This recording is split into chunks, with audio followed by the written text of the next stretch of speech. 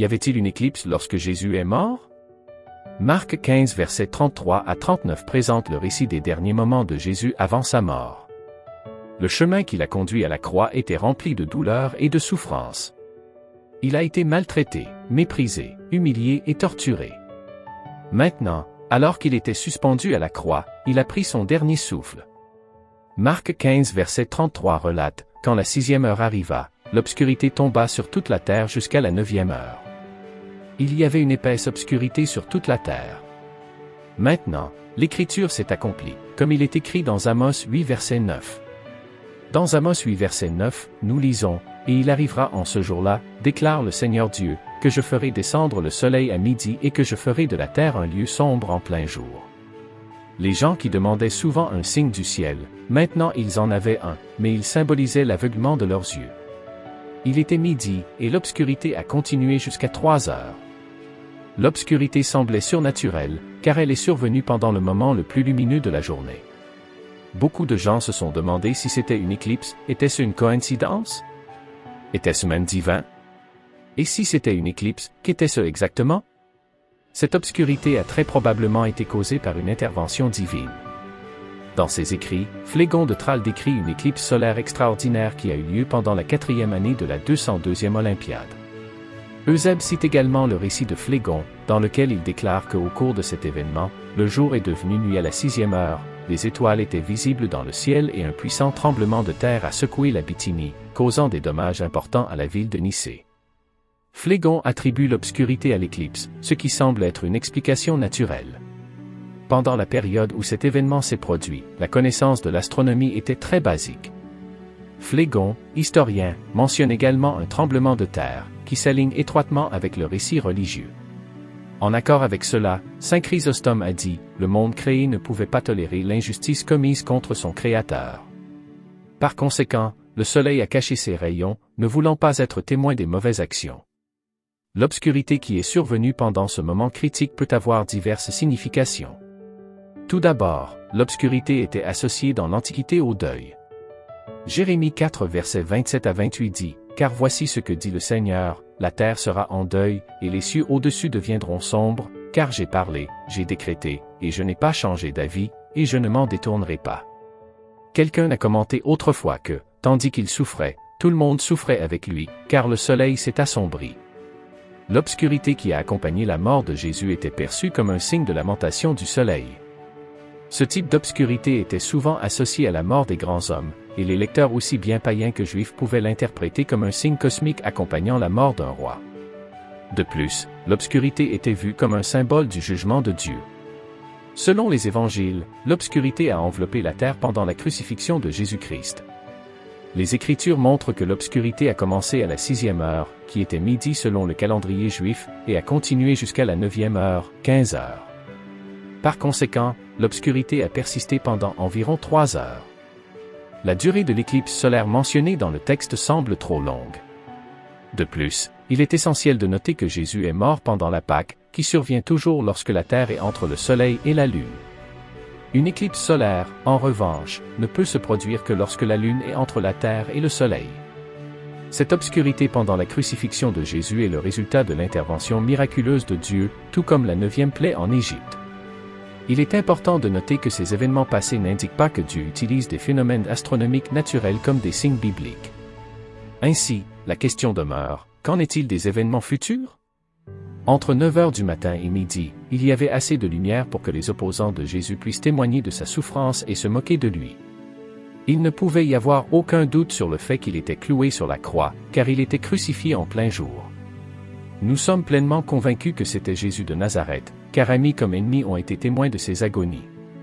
Pendant 3 longues heures, les faux témoins ont regardé et se sont moqués de lui sur la croix, se moquant de ses misères. Je suis reconnaissant pour ces 3 heures de lumière. Sans elles, ceux qui s'opposaient à notre foi auraient douté que le corps de notre bien-aimé maître était vraiment cloué sur l'arbre, ils auraient répandu des rumeurs infondées. Où auraient été les témoins de la scène solennelle si le soleil avait été caché du matin jusqu'au soir? Le fait que 3 heures de lumière étaient disponibles pour l'inspection et le témoignage montre la sagesse qui n'a pas permis que la fenêtre d'opportunité se ferme trop tôt, la créature ne pouvait pas supporter le mal fait à son Créateur. Par conséquent, le soleil a retiré ses rayons, afin de ne pas contempler les actes des méchants. L'obscurité survenue à un moment aussi critique. Cela peut signifier plusieurs choses. Quel réveil brutal cela a dû être pour les fils insouciants des hommes. Les gens ne savaient pas que le Fils de Dieu était avec eux ou qu'il accomplissait la rédemption humaine. La plus importante heure de l'histoire semblait passer inaperçue jusqu'à ce que la nuit s'empare du jour. Que signifie cette obscurité? Demandait tout. Les choses se sont arrêtées, la charrue s'est arrêtée au milieu du sillon, et la hache est restée levée.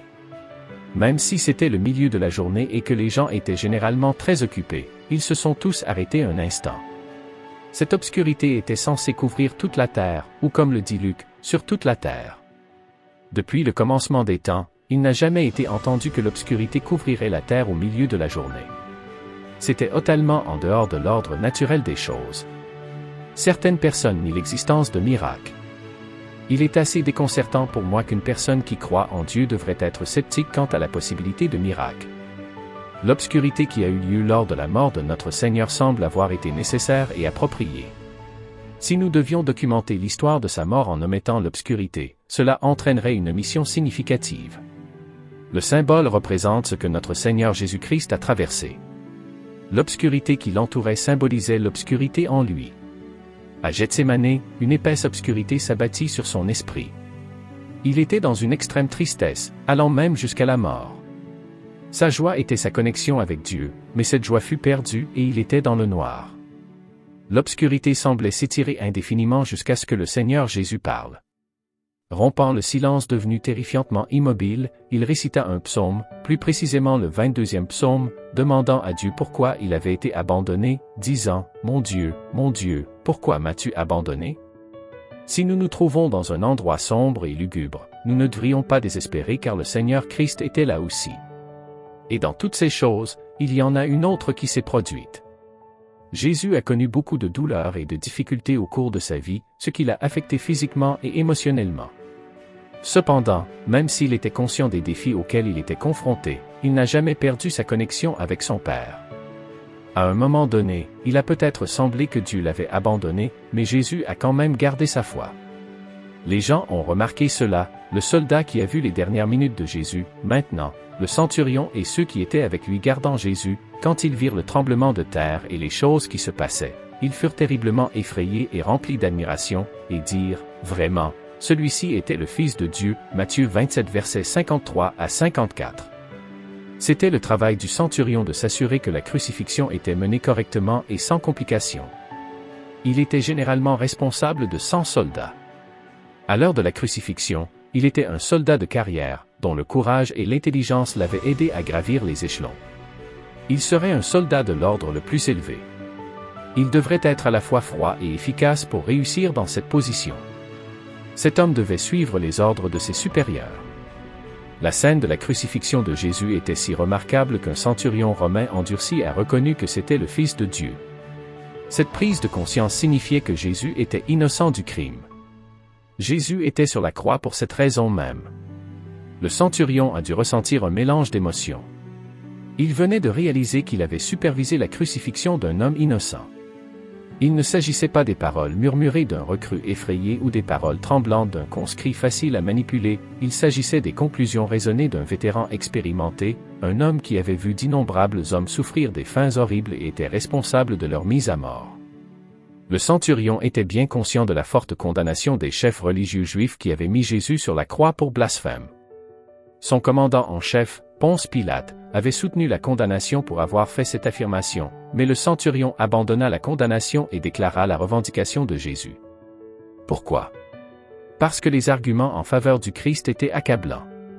Nous devons nous souvenir que cet homme avait sans aucun doute supervisé de nombreuses crucifixions, mais il y avait quelque chose d'extraordinairement différent dans cette exécution particulière.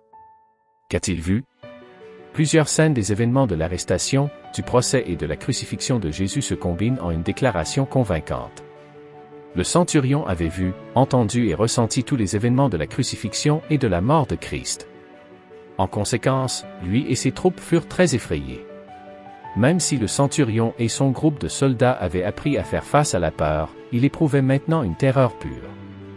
Jésus n'a pas seulement influencé des hommes rudes et endurcis, comme le centurion romain, mais il a également touché des femmes, même des femmes comme Marie-Madeleine.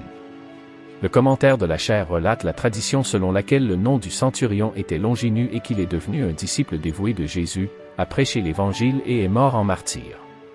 C'est juste une tradition, nous ne savons pas si cela s'est produit, mais nous savons que la vérité a un moyen de s'accrocher au cœur d'une personne. La croix de Jésus a le pouvoir de changer l'individu. Le centurion a commencé comme un officier romain supervisant une crucifixion, mais a terminé la journée en reconnaissant que Jésus était le Fils de Dieu. 1 Corinthiens 1 verset 18, car le message de la croix est une folie, absurde et illogique pour ceux qui périssent et sont spirituellement morts parce qu'ils le rejettent, mais pour nous qui sommes sauvés par la grâce de Dieu, c'est la manifestation du pouvoir de Dieu. Mais nous prêchons Christ crucifié, un message qui est, pour les Juifs, un obstacle qui provoque leur opposition, et pour les gentils, une folie, juste un non-sens, mais pour ceux qui sont appelés, tant Juifs que Grecs, gentils, Christ est la puissance de Dieu et la sagesse de Dieu. 1 Corinthiens 1 verset 23 à 24, Dieu est connu pour utiliser l'obscurité dans des événements significatifs, comme lors de la 9e plaie en Égypte et au moment de la crucifixion du Christ. Cependant, certains leaders chrétiens ont tenté d'utiliser ces exemples pour soutenir l'idée que Dieu utilise des éclipses. Examinons de plus près ces événements pour mieux comprendre. 9e plaie en Égypte. La plaie qui a causé l'obscurité dans toute l'Égypte n'était pas une éclipse solaire car les éclipses ne durent que quelques minutes, voire parfois quelques secondes. L'obscurité sur l'Égypte a duré 3 jours. Les Israélites n'ont pas été affectés par l'obscurité. L'obscurité n'était pas une éclipse, mais un miracle spécial accompli par Dieu. Signe céleste et le 6e sceau. Comme nous l'avons mentionné précédemment, la prophétie biblique prédit des signes célestes futurs. Dans Apocalypse 6 verset 12, le 6e sceau a fait que le soleil est devenu noir comme un sac de crin et la lune est apparue comme du sang. Le principal verset qui a amené certains à croire que les récentes occurrences astronomiques sont des contre-marqueurs et que les véritables signes célestes seront mondiaux, incontestables et totalement contre nature. Cependant, il n'est pas clair si cette prophétie fait référence à une éclipse. Pendant une éclipse solaire, le soleil semble s'obscurcir en raison de l'alignement du soleil, de la lune et de la terre. Cependant, la lune ne devient pas rouge pendant ce phénomène. En revanche, une lune de sang se produit pendant une éclipse lunaire lorsque le soleil, la terre et la lune s'alignent, mais cela n'entraîne pas l'obscurcissement du soleil. Il est donc peu probable que l'Apocalypse 6 verset 12 fasse référence à une éclipse solaire ou lunaire, car les deux événements devraient se produire simultanément pour que le verset soit vrai. En plus de cet événement, il y aura d'autres signes célestes, tels que les étoiles du ciel tombant sur la terre, qui sont très probablement des météorites, et chaque montagne et île étant déplacées de leur place, ce qui est probablement le résultat de puissants tremblements de terre qui secoueront la terre. Apocalypse 6 versets 13 à 14, et les étoiles du ciel tombèrent sur la terre comme un figuier lance ses figues tardives lorsqu'il est secoué par un vent violent. Le ciel se fendit, se sépara de la terre et fut roulé comme un parchemin, et chaque montagne et île furent délogés et déplacés de leur place. Les véritables signes célestes seront mondiaux, incontestables et totalement contre nature. Ils seront causés par l'intervention directe de Dieu, et non par l'alignement naturel de la terre et de la lune. Ces signes célestes marqueront le début d'une période prophétique appelée le jour du Seigneur. Cette période future sera précédée par d'autres événements prophétiques qui ne se sont pas encore produits ou n'ont pas atteint leur plein accomplissement. Le résumé de ces événements est le suivant. Premièrement, la tromperie religieuse. Le deuxième événement est les guerres et les rumeurs de guerre, Matthieu 24 verset 6, correspondant au deuxième sceau de l'Apocalypse 6 versets 3 à 4. Le troisième événement est les famines mondiales, Matthieu chapitre 24 verset 7, correspondant au troisième sceau de l'Apocalypse 6 versets 5 à 6. Le quatrième événement est les pestilences mondiales, Matthieu 24 verset 7, correspondant au quatrième sceau de l'Apocalypse 6 versets 7 à 8. Ces 4 premiers événements sont appelés le commencement des douleurs, Matthieu 24 verset 8. Même si nous voyons ces signes représentés dans les tendances mondiales aujourd'hui, ils atteindront une intensité plus grande à l'avenir. Matthieu 24 verset 8, mais tout cela n'est que le commencement des douleurs de l'angoisse insupportable dans le temps de la détresse sans précédent. Ils sont ensuite suivis par d'autres événements, tels que la persécution hostile contre la véritable Église de Dieu et l'abomination de la désolation. Matthieu 24 verset 21 indique que ces événements sont tous liés à la grande tribulation.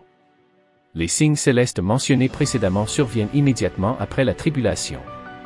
Matthieu 24 verset 29, correspondant au 6e sceau, Apocalypse chapitre 6 verset 12 à 14. Ces perturbations astronomiques seront vues et ressenties par le monde entier, contrairement aux éclipses, qui passent par un corridor étroit et ne sont jamais visibles de tous autour du globe. Ce n'était pas la seule chose mystérieuse qui s'est produite. 4 choses se sont produites après la mort de Jésus. Premièrement, il y a eu un tremblement de terre. Il y a eu une réponse de la création après la mort de Jésus. Nous lisons, deuxièmement, les tombeaux se sont ouverts. Matthieu rapporte ensuite un incident que l'on ne trouve dans aucun des autres évangiles. Bien que les tremblements de terre puissent endommager les tombeaux puisqu'ils étaient haillés dans la pierre, le soulèvement des corps ne peut être attribué qu'à l'action directe de Dieu, ce qui implique qu'il est à l'origine du tremblement de terre. Leur apparition aux gens de Jérusalem est un témoignage de l'efficacité de l'œuvre de Jésus sur la croix et de la déclaration de sa victoire sur la mort dans sa résurrection et la leur. Cela anticipe l'enseignement de Paul sur Jésus étant les prémices des morts. Le soulèvement de ces saints est un avant-goût de la résurrection à laquelle tous les croyants peuvent aspirer. Par la mort de Jésus, un nouveau jour est arrivé, un jour où la mort a été vaincue par la mort, et la résurrection à la vie éternelle a été rendue possible. Mais remarquez que ce n'est qu'après la résurrection de Jésus que les occupants de ces tombes ont été ressuscités et sont entrés à Jérusalem, où ils sont apparus à beaucoup. La Bible ne dit pas si ces saints ressuscités sont morts à nouveau ou sont allés au ciel avec le Seigneur Jésus. La mort du Fils de Dieu a secoué la nature elle-même. Le prédicateur populaire, Charles Spurgeon, a déclaré « Les cœurs des hommes n'ont pas répondu aux cris agonisants du Rédempteur mourant, mais les rochers ont répondu. Les rochers se sont fendus. Il n'est pas mort pour les rochers, et pourtant les rochers ont été plus tendres que les cœurs des hommes pour lesquels il a versé son sang. » Il est préférable de comprendre que Matthieu voulait nous montrer que le tremblement de terre s'est produit le jour où Jésus a été crucifié. Ensuite, le jour où il a été révélé comme ressuscité, le pouvoir de la nouvelle vie était si fort qu'il a ramené certaines bonnes personnes qui étaient mortes. C'est l'un des passages les plus étranges de l'évangile de Matthieu. Matthieu ne nous fournit pas beaucoup d'informations, et nous n'apprenons pas cette occurrence d'une autre source. Troisièmement, le voile du temple fut déchiré en deux. Matthieu 27 versets 50 à 51, et Jésus cria de nouveau d'une voix forte et agonisante, et rendit son esprit volontairement, souverainement en libérant son esprit de son corps en soumission au plan de son Père. Et aussitôt, le voile du Saint des Saints du temple fut déchiré en deux du haut en bas. La terre trembla et les rochers se fendirent.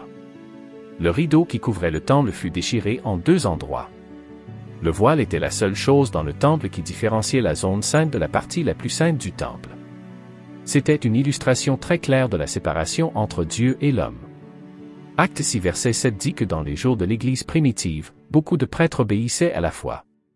Peut-être que ce voile déchiré leur a démontré la grandeur de l'œuvre de Jésus. C'est probablement aussi ainsi que la déchirure du voile est devenue de notoriété publique. Maintenant, Christ est notre grand prêtre supérieur, et en tant que croyants en son œuvre accomplie, nous participons à son sacerdoce supérieur, nous pouvons maintenant entrer dans le Saint des Saints par lui.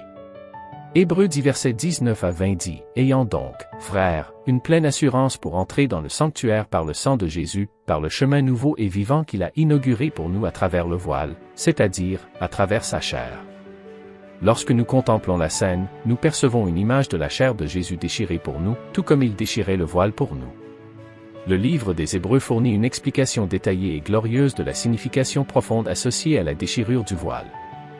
Le voile qui pendait toujours dans le temple servait de rappel constant que le péché rend les êtres humains indignes de se trouver en présence de Dieu.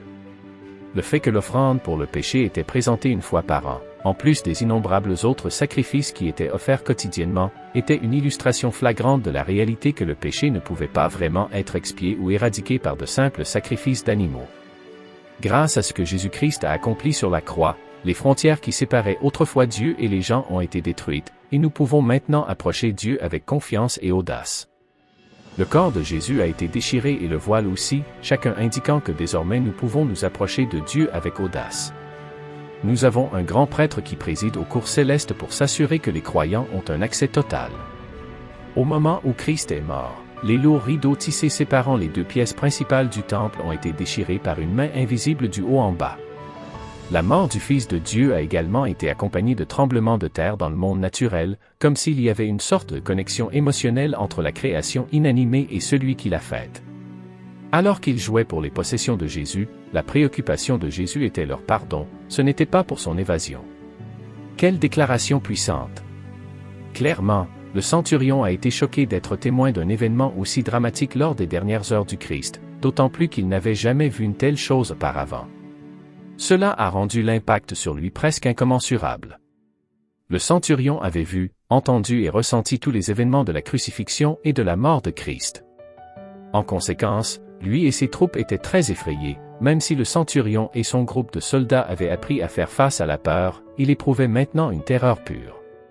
C'est cette croix puissante et l'amour qui y est manifesté qui émeut les cœurs, même le cœur endurci et fatigué par la bataille d'un soldat de carrière, de la mort à la vie. Un vieil adage dit, le sol est toujours plat au pied de la croix, c'était le cas au 1er siècle, et cela l'est encore aujourd'hui. Au pied de la croix, tout le monde, pauvre et riche, trouve un terrain d'entente pour s'agenouiller et embrasser le Christ qui est mort pour eux. Vraiment, celui-ci est le Fils de Dieu. Nous avons entendu et nous avons cru. Le voyage ne doit pas s'arrêter là, nous devons avoir une passion pour le connaître plus profondément. Puisse ce même désir brûler dans nos cœurs, afin que nous puissions vraiment connaître celui qui nous a aimés et s'est donné pour nous. On ne peut s'empêcher de se demander comment la rencontre avec Jésus a affecté la vie des soldats. Sont-ils devenus chrétiens? Dieu avait déjà pris l'initiative dans le salut, Christ est mort pour vous, maintenant c'est à votre tour. Jésus a donné sa vie pour que nous puissions retrouver la nôtre. Il est mort comme nous pour que nous puissions vivre comme lui. Il n'a pas seulement plu à son Père, mais nous a reçus comme une récompense. En tant que substitut pour l'humanité pécheresse, Jésus a souffert du retrait de la communion du Père. Aussi horrible que cela ait été, cela a accompli le bon et aimant plan de rédemption de Dieu. Il y en a d'autres qui considèrent cela comme un mythe ou, au mieux, une histoire théologique. Ce sont tous des événements uniques qui témoignent uniformément des actes uniques de Dieu dans l'histoire humaine. Ce sont des témoignages surnaturels extraordinaires qui confirment que Jésus est celui qu'il prétendait être. Cependant, ce n'est pas la seule fois où la puissance de Dieu a pris le contrôle des cieux. 4 fois la puissance de Dieu a pris le contrôle des cieux. Premièrement, le jour où le soleil et la lune se sont arrêtés. Dans le livre de Josué, nous voyons une illustration classique de la puissance de Dieu. Lorsque les Gabaonites, alliés des Israélites, ont été attaqués par 5 rois, les Gabaonites ont envoyé un appel à l'aide militaire à Josué. Josué dit versets 6 à 9, alors les habitants de Gabaon envoyèrent dire à Josué, au camp à Gilgal, n'abandonne pas tes serviteurs, monte vers nous en hâte, délivre-nous, donne-nous du secours, car tous les rois des Amoréens, qui habitent dans la montagne, se sont réunis contre nous. Josué monta de Gilgal, lui et tous les gens de guerre avec lui, et tous les hommes vaillants. Et l'Éternel dit à Josué, ne les crains point, car je les livre entre tes mains, et aucun d'eux ne tiendra devant toi. Josué se mit donc en marche de Gilgal, et tout son peuple avec lui, et tous les hommes vaillants.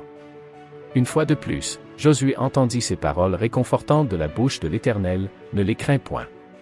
Il les avait entendues avant la victoire de Jéricho et avant l'embuscade réussie d'Aï, la victoire garantie malgré la taille de l'opposition. Le résultat, Israël a combattu. Le Seigneur jeta l'ennemi dans la confusion et une grande victoire en résultat. Le récit montre une combinaison inhabituelle du divin et de l'humain.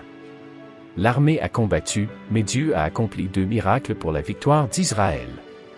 L'Éternel envoya des grêlons, tuant plus de soldats ennemis que Josué et ses hommes n'en tuèrent. Alors que la bataille faisait rage, Josué réalisa qu'ils avaient besoin de plus de lumière du jour pour terminer. À la vue de tout Israël, Josué pria pour que le soleil et la lune se tiennent immobiles. Josué dit versets 12 à 13 dit, alors Josué parla à l'Éternel, le jour où l'Éternel livra les Amoréens aux enfants d'Israël, et il dit en présence d'Israël, soleil, arrête-toi sur Gabaon, et toi, lune, sur la vallée d'Ajalon. Et le soleil s'arrêta, et la lune s'immobilisa, jusqu'à ce que la nation se fût vengée de ses ennemis. Cela n'est-il pas écrit dans le livre du juste? Le soleil s'arrêta au milieu du ciel, et ne se hâta point de se coucher, presque tout un jour. Dieu a entendu et répondu à la prière de Josué, et les Israélites ont vaincu leurs ennemis. Ce miracle était une intervention surnaturelle de Dieu dans le cours ordinaire de la nature. Dieu fait ce qu'il choisit de faire avec sa propre création. Si Dieu veut arrêter ou commencer son soleil, il le peut. Si nous croyons en un Dieu des miracles, nous n'avons aucun problème à croire que le soleil s'est arrêté. Nous pouvons également voir un message spirituel dans ce miracle. Parfois, dans les combats spirituels de la vie, Dieu intervient de manière surnaturelle immédiatement en réponse à la prière.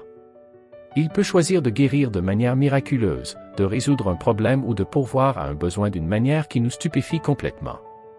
Les miracles ne posent aucun problème pour le Seigneur. Après la bataille, les 5 rois furent amenés devant Josué et ses capitaines. Il fit ensuite mettre les pieds des capitaines de son armée sur les coups des rois.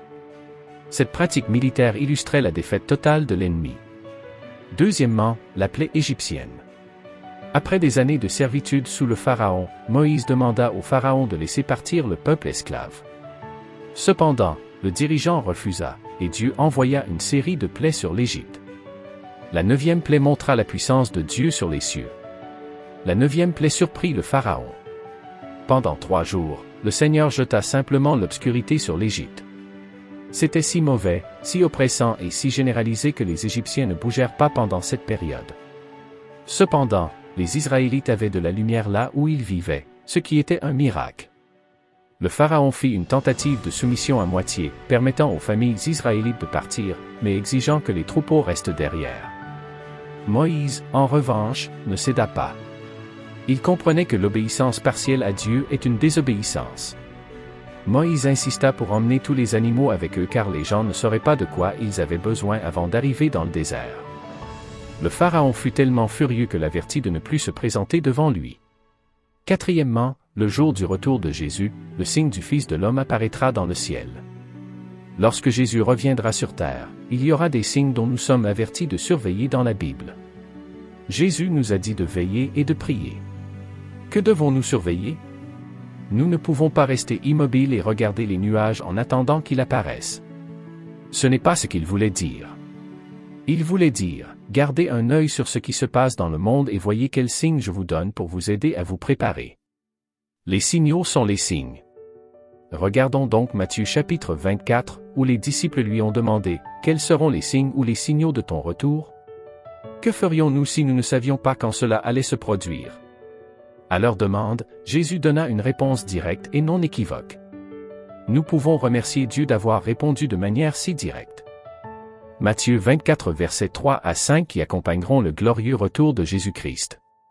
Cet événement céleste dramatique, l'obscurcissement du soleil, l'assombrissement de la lune et la chute des étoiles, signaleront l'arrivée imminente du Fils de l'homme dans la puissance et la gloire.